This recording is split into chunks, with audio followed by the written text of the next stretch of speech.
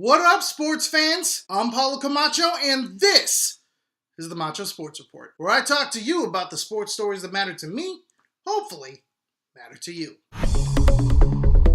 So, the other day I came across this Sacramento Kings story that, to my surprise, didn't refer to their inclination for being a perpetual dumpster fire. Yay! So, leave it to the talking heads over at the worldwide leader, whom I feel like have been leading the charge in the verbally plaster the Kings movement as of late, to come up with such a thought-provoking hypothetical that could, again, provide the team with some semblance of hope for the near future. I'll post the link to the article here. Ooh, I make annotations appear with my hands. Ooh. You should know, though, that this is an ESPN Insider story, so yeah. Anyway, ESPN's Chad Ford put together some interesting trades that, quite frankly, may be just as interesting as, say, the NBA draft.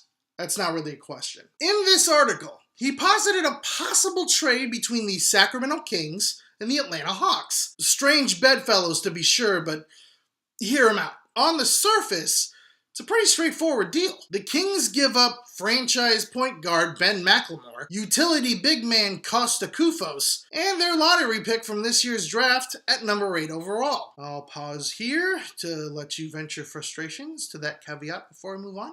Meanwhile, the Hawks part ways with Thabo Sefolosha, yes, that Thabo Sefolosha, and veteran point guard Jeff Teague, whom the Hawks are reportedly shopping hard. Now, while it would be a bummer to give up a top 10 pick, plus a young talent like McLemore, who just might thrive under new head coach Dave Yeager, you can't argue with the prospect of trading for a talented veteran backcourt. Sure, Teague and Sefolosha are 28 and 32 respectively, but they could offer a good number of years of solid leadership and numbers. Plus, Sefolosha's defensive stats are just what the doctor ordered for a Kings squad, in desperate need of, well, defense. Plus, this is a team that's always looking for a get-talented quick scheme to reach the playoffs ASAP. Yeah, a trade like this?